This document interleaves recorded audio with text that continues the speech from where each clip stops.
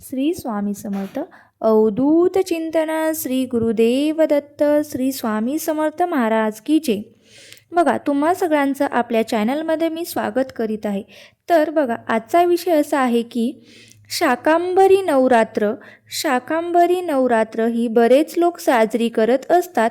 बऱ्याच जणांची शाकंभरी देवी ही कुलदेवी सुद्धा आहे. बघा, आपली कुलदेवी शाकंभरी देवी नसली तरीसुद्धा आपण या नवरात्रीमध्ये सेवा करू शकतो का? तसेच जी नवरात्र कोणी साजरी करावी, कशी साजरी करावी, काय सेवा करावे, नवरात्री कशी करावी, वर्षभरामध्ये किती नवरात्री येत असतात आणि या नवरात्रीमध्ये बघा 2 नवरात्री आपण साजरी करत असतो. तसे 2 नवरात्री या गुप्त नवरात्री असतात.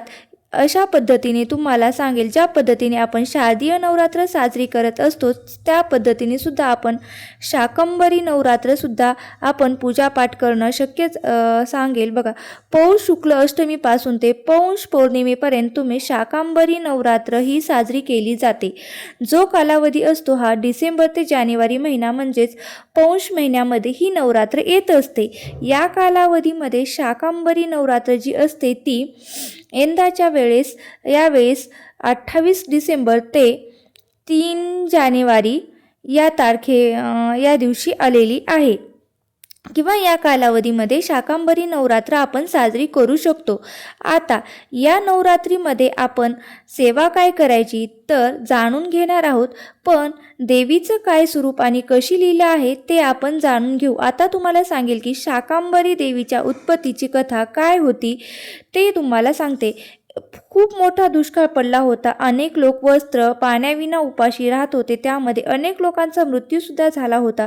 देवीला ही जी दशा बघून मनुष्य जातीची ही कीव आली आणि बघून करुणा आली आणि तिने आपल्या अंगातून अनेक शाखा होत्या त्यातून अन्न उत्पन्न केले आणि त्या भुकेल्यांना खाऊ घातलं. त्यामुळे अनेक लोक दुष्काळातून वाचले होते. त्यामुळे या देवीला शाकंभरी देवी असं सुद्धा म्हटलं जातं आणि या स्थितीला आपण शाकंभरी नवरात्र असे सुद्धा म्हणतो. ती पूजा करत असताना जेव्हा देवीचं स्तोत्र म्हणत असतो, बघा, एक ओळ येत असेल तर तुम्हाला सांगेल की या देवी सर्वभूतेषु सर्वरूपेण स्वस्तिन नमस्तस्यै नमस्तस्यै नमस्तस्यै नमो नमः. हा जो मंत्र आहे तो शाकंभरी देवीचा आहे.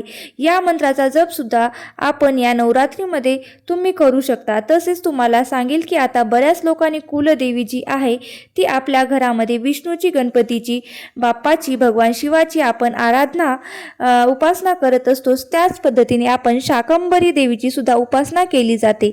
बऱ्याच लोकांची कुलदेवी आपल्या कारणाने ज्या दिवसांमध्ये घट बसवणे किंवा जे काही आपण शारदीय नवरात्रीमध्ये पूजा पाठ करत असतो त्याच पद्धतीने आपण शाकंभरी नवरात्रमध्ये कुलदेवीची आपल्याला उपासना आराधना करू शकता. घट बसवू शकता. तुमची कुलदेवी जर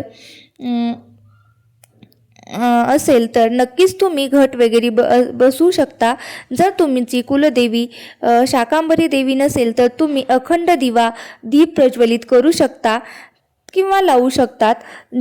जे काही सेवा आपण करू शकतो ते आपण करू शकता. आता ज्यांची कुलदेवी शाकंभरी देवी नसेल त्यांनी सुद्धा तुम्हाला जर विटाळ सुतक काहीतरी अडथळा आला आणि शारदीय नवरात्रीमध्ये तुम्हाला कुलदेवीची सेवा राहून गेली असेल तरी सुद्धा तुम्ही या शाकंभरी नवरात्रीमध्ये सेवा उपासना आराधना करू शकतात. भलेही तुमची शाकंभरी देवी कुलदेवी नसली तरी, दुसरी देवी असली तरी, तुळजापूरची आई असू द्या किंवा रेणुका देवी असू द्या, तरी सुद्धा तुम्ही या सेवा केल्याने तुमच्या कुलदेवीला ही सेवा जात असते. म्हणून या नवरात्रीमध्ये तुम्ही सेवा कुलदेवीच्या नक्की करू शकतात.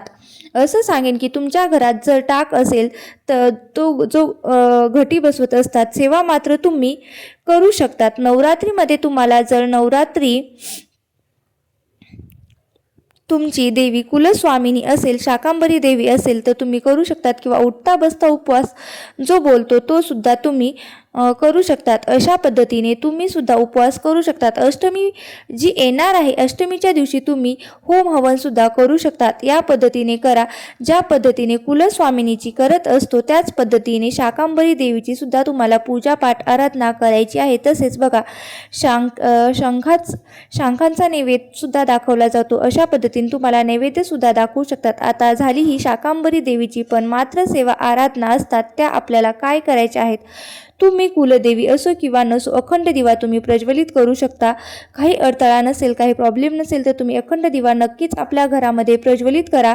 कुलस्वामिनीची नाम स्मरण करा। आपल्या कुलदेवीचा जो मंत्र असेल तो मंत्र तुम्ही जपा, अखंड दिवा लावा, प्रज्वलित करा तरी सुद्धा चालेल। नंतर दुसरी सेवा म्हणजे बघा, आपण या नवरात्रीमध्ये दुर्गा सप्तशती या ग्रंथाचा पाठ सुद्धा करू शकता। भलेही तुम्ही 1 करा, 2 करा, 3 करा, 1 मंगळवार करा, 1 शुक्रवार करा, जेवढे जमेल तेवढे तुम्ही या दुर्गा सप्तशतीचे पाठ करू शकता। तसेच त्या दिवशी करा किंवा दुसऱ्या दिवशी करा, जसं जमेल तसं तुम्ही दुर्गा सप्तशतीचा पाठ करा। नवरात्रीमध्ये नक्कीच आपल्याला या कुलस्वामींची सेवा आपल्याला या दिवसामध्ये करायची आहे। आपल्या नवरात्रीमध्ये आपल्याला पठण करायचं आहे आणि दररोज 1 माळ जप करायचा आहे। मंत्र माहीत असेल तर आपल्याला 99 मंत्र जो आहे ओम ह्रीम क्लीम चामुंडाय विचे या मंत्राचा तुम्ही 1 माळ जप नक्कीच करा। या व्यतिरिक्त तुम्ही सकाळ संध्याकाळ आपल्या कुलदेवीची आरती तुम्ही करू शकता। कुलदेवीला तुम्ही नैवेद्य दाखवू शकता। कुलदेवीचा टाक असेल, मूर्ती असेल किंवा फोटो असेल किंवा असेल तर तुम्ही त्याचा अभिषेक करू शकता। पाण्याने करत नाहीत आणि अभिषेक रोज करू शकतो। अभिषेक करणे म्हणजे मोठी विधी नाही तर बघा, 99 मंत्र किंवा कुलदेवीचा मंत्र म्हणून आपल्याला 11 वेळा पाणी आपल्याला मूर्तीवर टाकायचं आहे आणि अभिषेक करायचा आहे। त्याचप्रमाणे तुम्हाला सांगेल की या नवरात्रीमध्ये तुम्ही कुंकुमार्चन सुद्धा करू शकता। या कुलदेवीला करू शकतात अगदी 11 वेळा, 108 वेळा करा। तुम्हाला जेवढा वेळ शक्य होईल त्या पद्धतीने तुम्ही करा।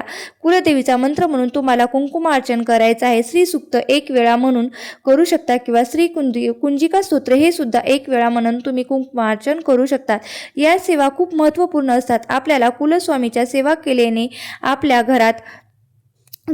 आपल्याला काहीच अडचण येत नाही। उलट आपल्या काही ज्या अडचणी आहेत त्या खूप दूर व्हायला खूप मदत मिळत असते आणि कुलदेवीचा कृपा आशीर्वाद नक्कीच आपल्याला लाभत असतो।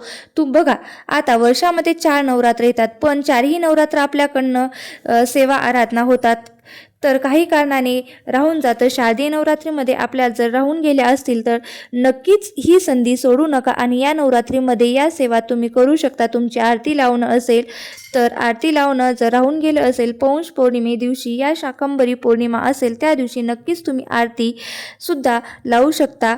अशा पद्धतीने आपल्याला काही सेवा आराधना उपासनाच्या असतात त्या आपल्याला करायच्या आहेत। अखंड दीप जे आहे ते सुद्धा नक्कीच लावू शकतात किंवा प्रज्वलित करू शकता। कुलस्वामिनीची ज्या काही सेवा आहेत त्या तुम्ही करू शकतात। यामुळे कुलदेवीचा कृपा आशीर्वाद आपल्यावर नक्कीच राहतो। तुम्हाला आजचा व्हिडिओ कसा वाटला नक्की मला कमेंट करून सांगा आणि व्हिडिओ जर आवडला असेल तर एक लाईक करा आणि चॅनलवरती नवीन असाल तर सबस्क्राईब करायला विसरू नका। श्री स्वामी समर्थ। जय जय स्वामी समर्थ।